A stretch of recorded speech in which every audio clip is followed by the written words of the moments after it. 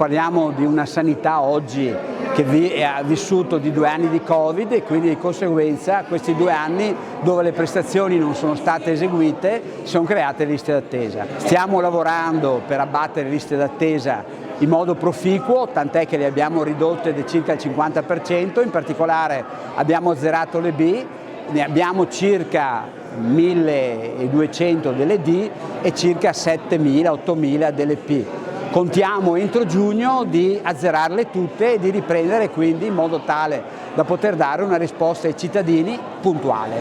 La sanità veneta è una sanità di eccellenza, è ancora tra i primi posti ovviamente in Italia e sicuramente anche in Europa e nel mondo, visto che è una sanità che si basa sulla fiscalità generale. Un cittadino che ha un reddito lordo di 50.000 euro paga la sanità 2.800 euro circa.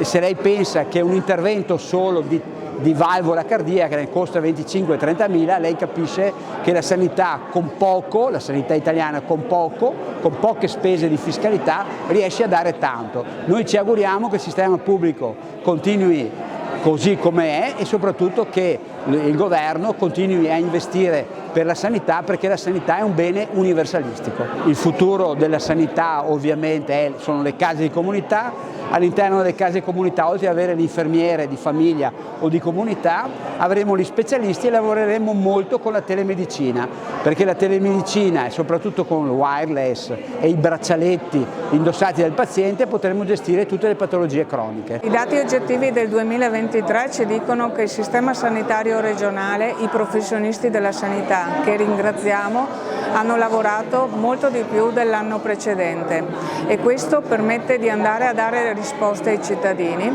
Stiamo affrontando in modo poderoso tutti assieme le difficoltà create dalle liste di attesa. Ad oggi, rispetto a 6 mesi fa, le prestazioni di categoria B sono state ridotte da 80.000 a 20.000 e le prestazioni di categoria P sono state ridotte da 76.000 a 38.000.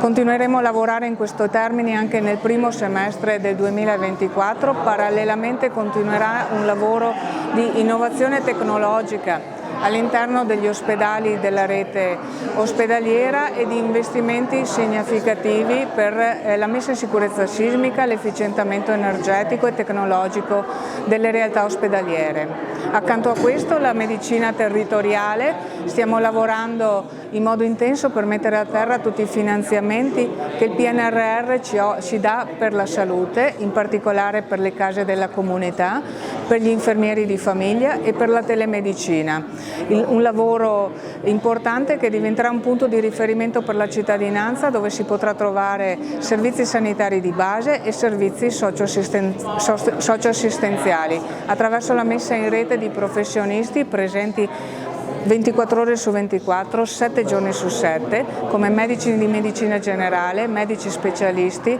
infermieri di famiglia, che saranno quella figura che affronterà coloro che hanno una patologia oppure situazioni non complesse in modo proattivo, creando salute ed evitando che si aggravi.